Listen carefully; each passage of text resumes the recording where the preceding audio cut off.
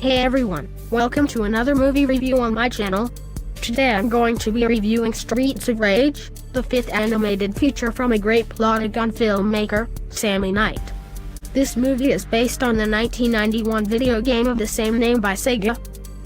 I've personally never played the game myself, nor its sequels, but after looking at a gameplay video of the original game and researching the basics about the game, I can say I'd probably enjoy the game if I were able to play it. Unfortunately though, most movies based on a particular video game tend to suck pretty bad. However, I'm confident this adaptation will work, given Sammy's great track record with his filmography, despite a weak start with the painfully dull Cosmopolis. I mean, the BG channel has made some good Happy Wheels movies, so this has to be good in a way, surely. So now that we're heading into the streets, where no one that sets foot in them is safe, will this movie present an engaging spectacle? Or would being a victim in the streets be more enjoyable than this? Time for me to see.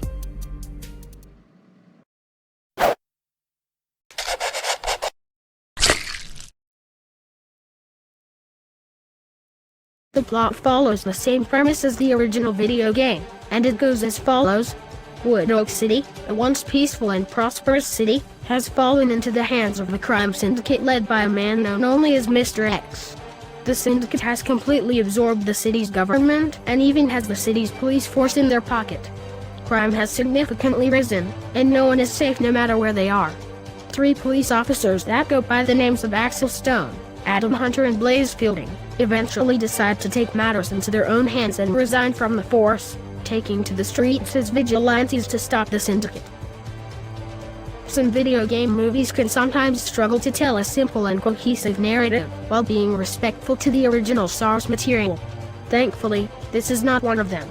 This movie does well in staying true to its original source material, retaining the beat-em-up style for its action that could be found in the original game.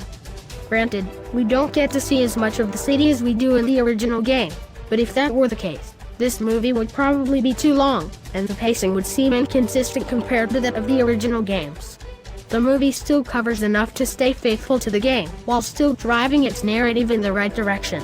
Another benefit that the movie has by respecting its source material, is that it allows for the same engaging action you would find in the original game. I was also impressed with the script for this movie. Quite a few lines were capable of some laughs, and with the set time command being used for the movie, it does help make the dialogue flow more realistically, or at least, more so than in a typical Plotagon work.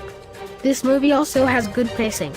From some gameplay videos that I've seen, if you know and play the original game well, you should get through the game in probably less than an hour.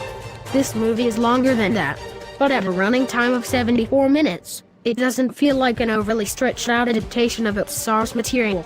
Nothing unnecessary is added to stretch the movie to a longer running time. I couldn't find anything wrong with this story. I was glad to see that this movie was actually respectful of its source material instead of just feeling like a half-baked adaptation. I'm going to give the story a 10 out of 10.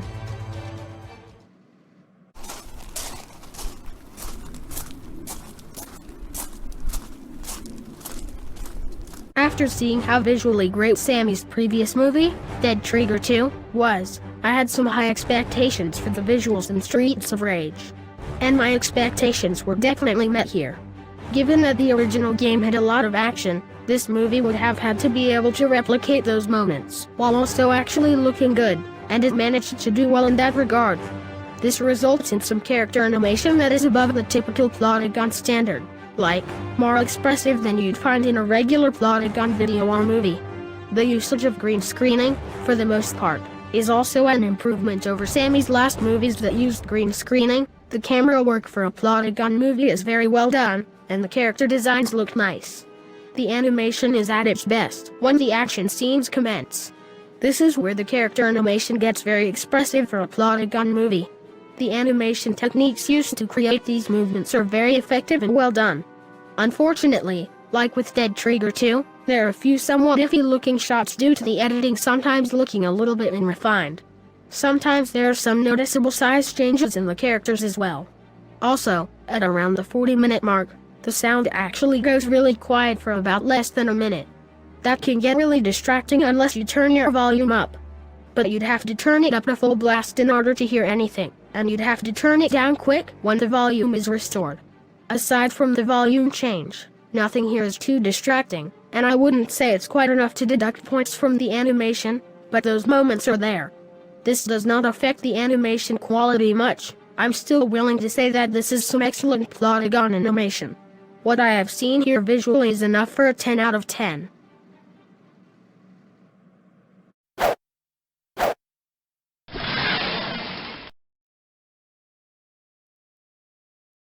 I've only seen gameplay of the first Streets of Rage game at the time of making this review.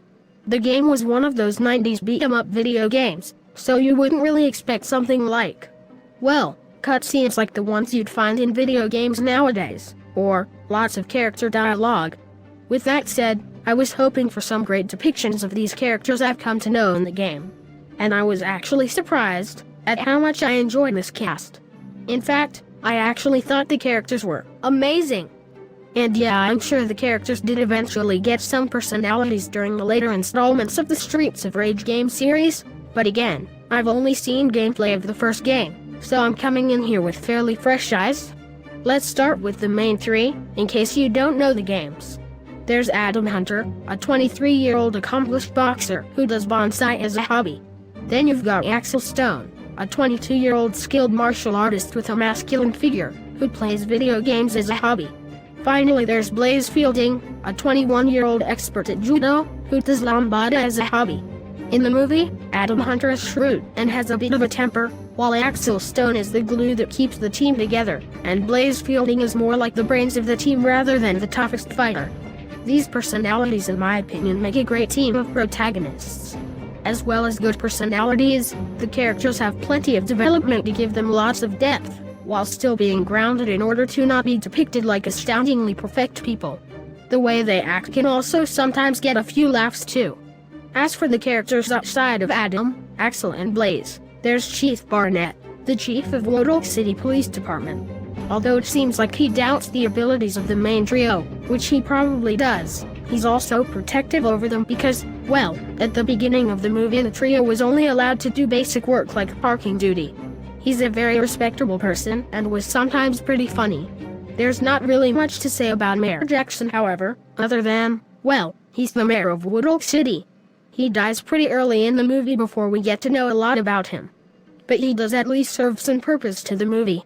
Then we have the villain that goes by the name of Mr. X. Like in the game, of course, Mr. X is hardly seen. Most of his appearance time is in the climax. He's a very mysterious crime boss with an unclear motivation, but given that this is what he is like in the game, the movie does a good job at replicating the character of Mr. X. When he is on screen, he can be pretty threatening. I enjoy him as a villain. Even some of the background characters like the thugs on the street can be somewhat enjoyable too. This movie certainly knows how to treat its source material with respect, and in my opinion, it's most noticeable in the excellent cast of characters. I'm giving the characters a 10 out of 10. Are you talking about me? Come on, tell me. Moving on to the voice acting. Yes, I know that this is a Plotagon movie, so obviously the voices aren't real people and they will sound monotone and robotic compared to real actor voices. However, in this category, if I'm reviewing a movie that has text-to-speech voices for the entire cast, then I will rate the voice acting based on the techniques used to try and make the voice acting as believable as possible considering the limits, as well as the expressions on the characters when they speak. In this case, the movie makes the most of its limitations with the voices brilliantly. The brilliant dialogue is already a good start, but another thing that is good about the movie's text-to-speech voice acting is that with the set time command being used for some of the dialogue, it helps sell the acting more than a typical Plotagon work, with characters interrupting each other and talking over each other. Characters have very readable expressions and communicate well. I also like how the names of the text-to-speech voices used in this movie have given surnames like as if they were real actors, like what I did with the voices I'm using in Two Families, One Daughter. That's really all I can say here. I'd say more in this category if we were talking about a normal movie and not a Plotagon movie. But with what this movie could muster out of the limitations it had, I think its voice acting, for Plotagon text-to-speech standards, is superb. The voice acting gets a 10 out of 10 from me.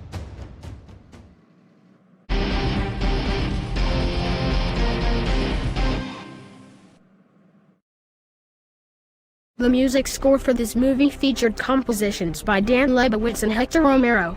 And I have to say, their work is really, really good. Hector Romero composed the opening music of the movie, that being a cover of the original game's introduction music. I actually think this cover is fantastic. In fact, I think it's better than the original piece. Dan Lebowitz's music pieces are also very good, especially the ending piece. It's all a very solid musical score and all, but there is one problem that hinders the score from being perfect. It's nothing to do with any of the work done, that is really good. But sometimes, the music tracks aren't incorporated that well. Like, sure, the music is good, but some of the tracks really don't fit some of the fight scenes they would accompany. I would have expected more intense music for some action sequences. This isn't the case for every action scene, but still. Even if it's not incorporated that well sometimes, the music score still works very, very well on its own. I will give the music a 9.5 out of 10.